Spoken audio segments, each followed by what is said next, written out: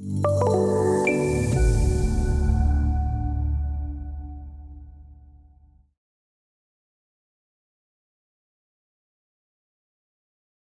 the last video of this series, we want to take a look at our final folder consolidation. In other words, there may be some files that we need to take advantage of from our SS4 workspace, from the agency in question. For example, cell libraries are something that hasn't changed between Select Series 4 and OpenRoads Designer Connect Edition on your standard MicroStation cells. So those are things, for example, we can bring forward. What I want to do in this video is I want to go through each of the folders and talk about general specifics about what to consider. So if we start at the very top and we look at the cell folder structure, I brought forward cell libraries that this particular agency was using in Select Series 4. There's no conversion process here. It's just a matter of dragging and dropping them into the cell folder library, and so anything in here with a .cel extension will be picked up as part of the workspace. So that's one of the things that we needed to consider. Now if we go back to the folder structure we copied, if you remember in an earlier video I mentioned that we have some cell libraries that you may want to consider bringing forward. This one has nothing really to do with OpenRoads Designer Connect Edition, but it is a nice collection of bar scales that you could look at if you want to consider that. These highlighted cell libraries all have to do with annotation. So we have annotations imperial, cross-section labeling, dynamic cross-section labels, plan view labeling, plan view imperial, profile view labeling. All of these have to do with labeling annotations that we're going to get into in the next video series. The last cell library that we do deliver a default 3D cell library of subsurface feature definitions for things like inlets, manholes, etc., grates. And so that's a starting place if you're starting to look at subsurface utility feature definitions and setting up that environment. So these are cell libraries that some of these we will be copying forward when we begin to discuss our annotations. In our DGN-lib, this is somewhat the heart of the workspace. The civil cells right now at the time of the recording of this video are not able to be converted from Select Series 4. That is something that we hope to put in a upcoming refresh for this product. But right now, the civil cells would have to be recreated from the beginning if you wanted to use them in OpenRoads Designer Connect Edition. And so we are providing some basic civil cells here. We have a connector, some curb ramps, entrances, meeting openings, and then some T-intersections. These are still a little bit as a work in progress. They are pretty good. We do have some tweaks to make to those that will be upgraded probably either in a workspace refresh or a refresh to the product. So if you want to just have something to begin to start working with, you can certainly make a copy of these and then put these in your civil cell folder structure just to have something to begin to look at. Probably not a bad idea. Color books, again, we talked about that earlier. This one is required to use GINT, and so I would just leave that in place. You may have other color books to consider. Design standards we've already talked about. We did bring forward the AASHTO 2011, and we also showed how we can simply open up a design standards library from Select Series 4 and let it upgrade. So just make sure you open it one time to force that upgrade. Display styles we mentioned earlier as well, and we also brought forward. This just adds another visualization option in there for you. The feature definitions is kind of the core folder structure, if you will. We have the feature definitions, which we've been working on with several videos. We also have the delivered subsurface utility DGN library, which defines your pipes.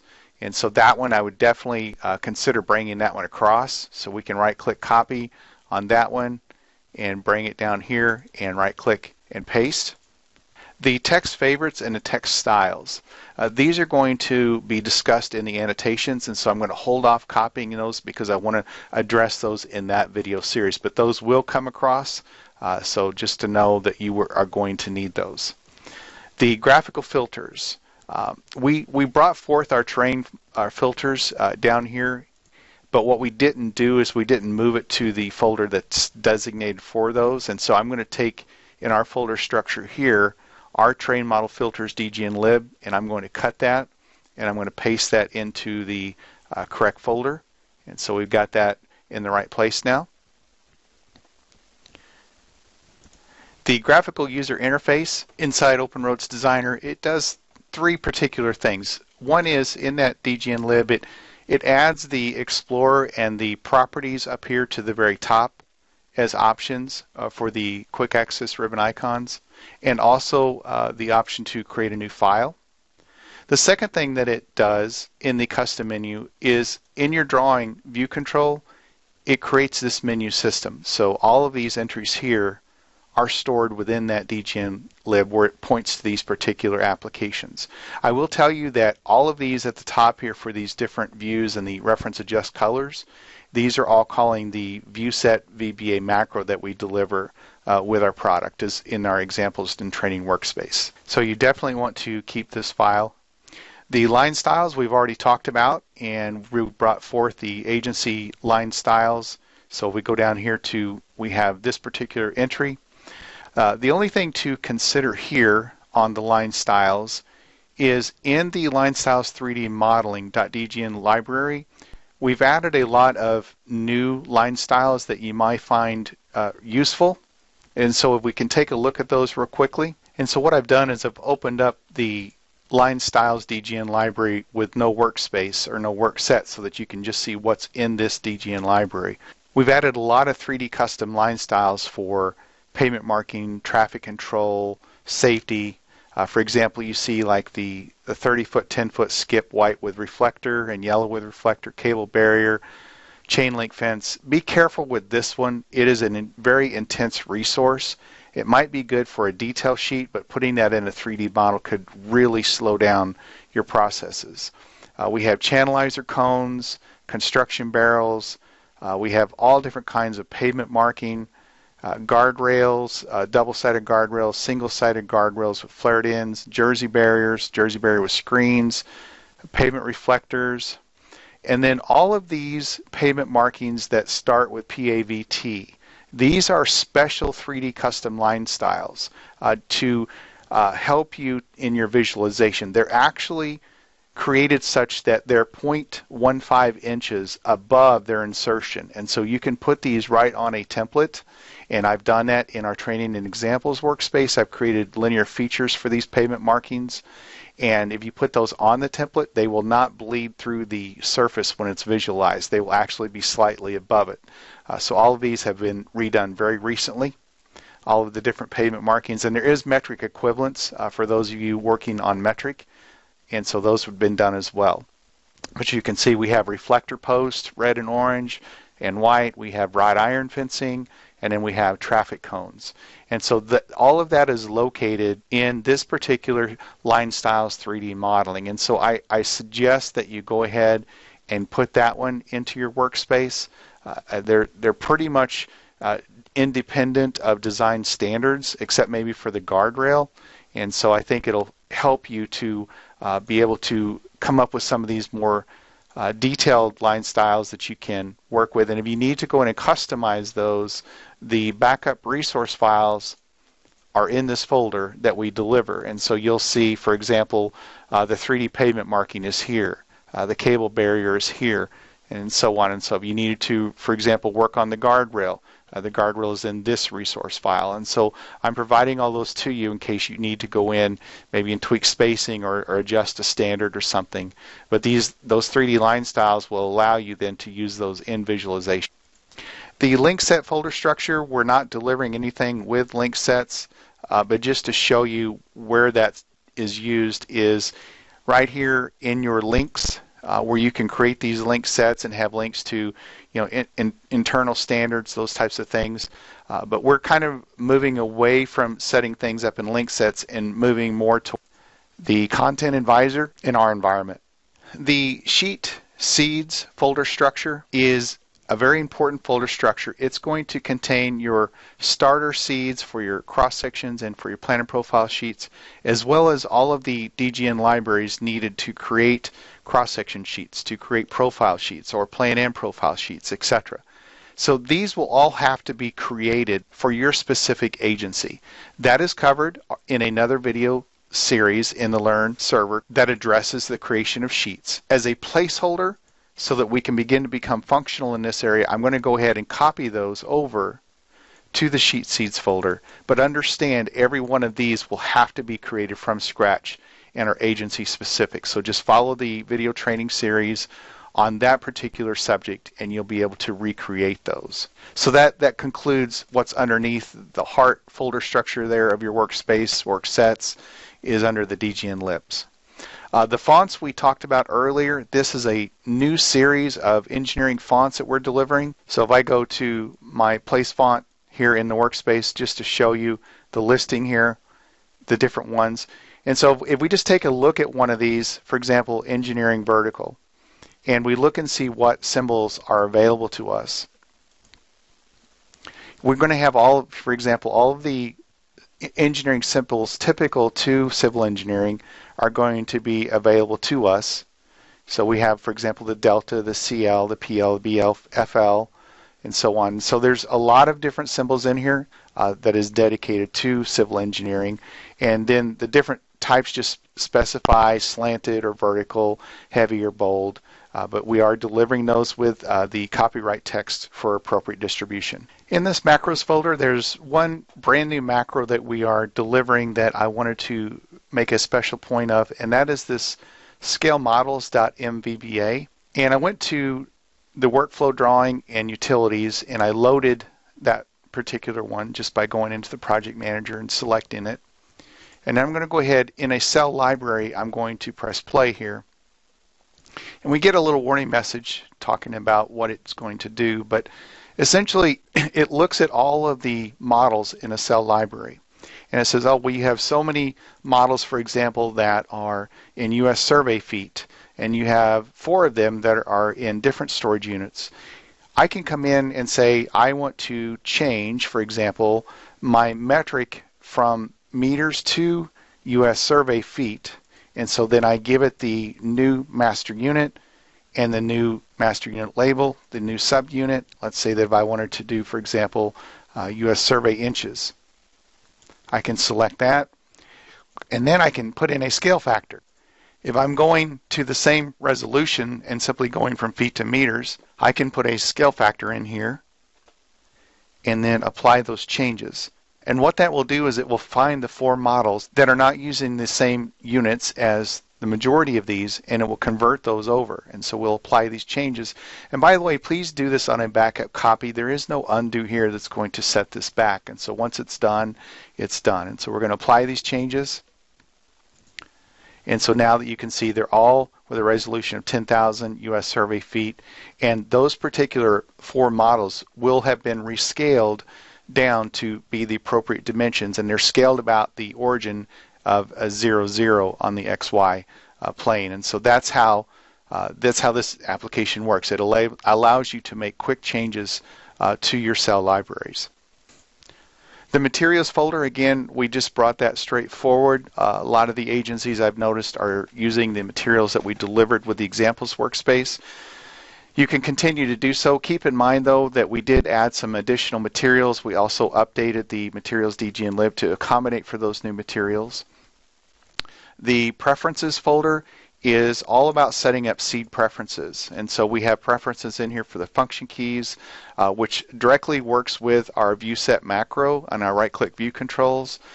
And so take a look closely at those. And we also have seed preferences for the MicroStation UPF file, which is going to be here, the docking seed, the Explorer settings, the group panel, and the ribbon seed. Essentially, that's controlling the look and feel of the environment when we come in to the product. For example, I have the snaps opened and placed down here.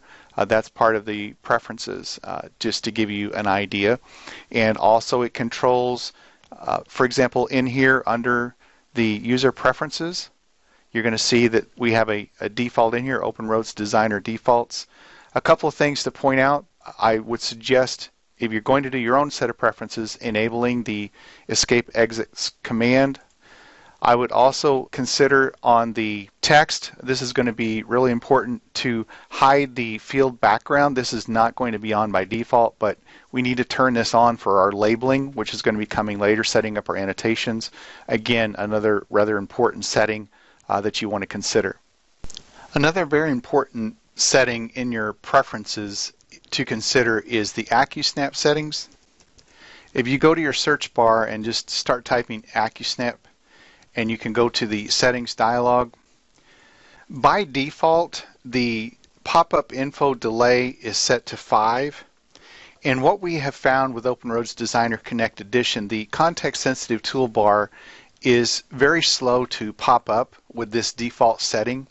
And so we changed this from a 5 to a 1, and that's stored in the MicroStation UPF file. And so we would strongly suggest you consider making that change. And also in the Field tab, the snap tolerance is set in the middle, and we slid that over to roughly about 80%. And that also helps, it seems to help with snapping to objects in the corridors. And so we strongly suggest keeping those as part of your preferences in MicroStation and what we put into our seed preference file that makes our MicroStation UPF file. If you have any customized per your organization style sheet reports, you can put those in the reports folder. Also, we have the scales def file. This is nothing new to the MicroStation environment, but what you might want to do is take a look in here. The system will know if you're running imperial metric, but if there's certain scales, for example, in imperial that you'll never use, you can just simply come in and delete these lines, and then they won't show up as an option to the user. The seed files, we did make copies of the ones delivered, because remember we talked about using those as the root seed files that you would need, that you have your save views in your 2D, which is really important to that right-click view control menu system, and then taking these two seed files and making them your own. For example, if you have graphical coordinate system that you need to put in there, other things that you may want to do to your seed files, but you definitely want to start with the ones that we deliver and then modify those to your proper working units. As an example, if your seed files are not going to be the same name as what we deliver, this seed 2D imperial and seed 3D imperial, which I would assume they would not be. Let's assume, for example, their agent. We'll use this as a name, so I'm going to put this name in my clipboard. We need to go back to the organizational-civil folder structure, modify our configuration file that calls that particular organizational level. And in here is where we actually call the seed files, and we have the seed file name. So when we look at this configuration file, we can change the name of the seed file right here to agency XYZ seed 2D, and we'll do the same thing on the design model seed here, and then save those changes. And when you do set up your sheets, your drawing model and your sheet models in that particular training series, you'll need to come back to these two lines and then also this one and set those appropriate names as well, which would be located underneath the seed. We have this sheets folder structure, and I'm just going to copy this as a placeholder so that we don't forget later, and we'll paste that, knowing that you'll need to come in here and revise these to your particular units of resolution and naming schema that you want when you go to create your sheet setups for your environment. These sheet borders are just drawings and then equivalent cell libraries of the title blocks. And so what I'm going to do is I'm going to copy these over as placeholders, again knowing that when you do set up your sheets, you'll need to go ahead and revise these to your particular agency. And then we have the super elevation folder structure. We kept the one that was delivered. We have an AASHTO 2011 Imperial. We also have a metric. You may have your own super elevation standards. Those are something that you will be able to upgrade simply by opening it in the super elevation dialog application. It will upgrade those to OpenRoads Designer Connect Edition. And then we have the template library. The ITL file that we deliver with the training examples is stored there. And then I copied that over manually just to have as a reference. And then you have the ITL that is delivered with your particular Select Series 4 environment. Now, when you open this ITL for the first time, it will take your feature names and append to them at the beginning, prepend the path to the features. And so that's something unique to OpenRoads Designer Connect Edition. So let's take a look at that real quick. So when we first open the template editor in OpenRoads Designer Connect Edition, using the variable that's already set, it's going to open the Civil Templates Imperial in our example, because that file is in this folder and that's where the variable points to. And so we would need to change that variable to point to our particular library's name. But I just wanted to show that when we open that file for the first time, and if you have your features correct, you should see lots of color. But if we take a look, for example, at a point name, notice now that the full path is in place. And so you do not want to open your template library until all of your features have been brought forward, or it's going to cause problems with these pointers, and that's important. But just to show you how that it updates the template library to point to those paths, both on the points as well as on the feature definition. Make sure after you open it the first time that you save it so that it does remember those changes. And if you want to point to a different named template library, simply go to, again, your standards config file here, and then go to this line that starts with Civil Roadway Template Library and just put in the new template library name, and it will then find that the next time you enter into OpenRoads Designer. And then the last folder is the widening folder structure. This is where we will automatically widen the edge of pavement based on our arcs or spirals, and so you can put in these widen tables if you want to take advantage of that particular feature.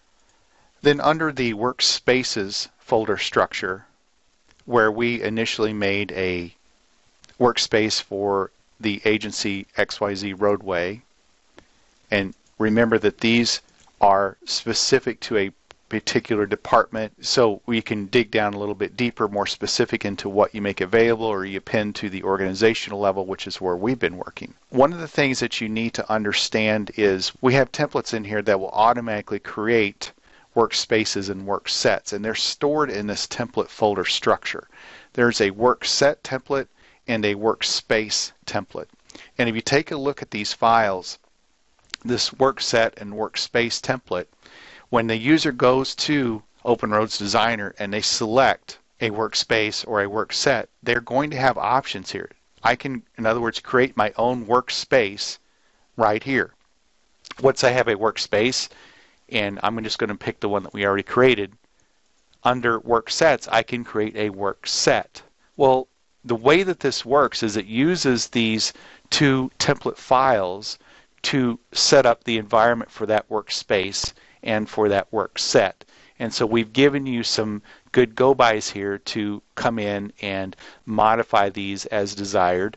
And so that's what these template files are for, where it sets this up and points to everything in the proper locations for the workspace and for the work set. So you definitely want to take a look at those in your folder structure and customize those to your environment. So if the user does go to create one, it will use everything appropriate to your particular situation. This concludes our training series then on migrating our workspace development and incorporating our folder structures between training examples and our new environment.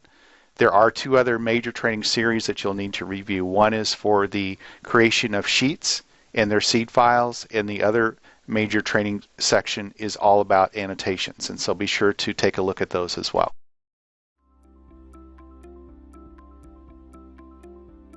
If you found this video helpful, please give it a like. If you want to see more such series, consider subscribing to our channel. Thank you, and see you next time.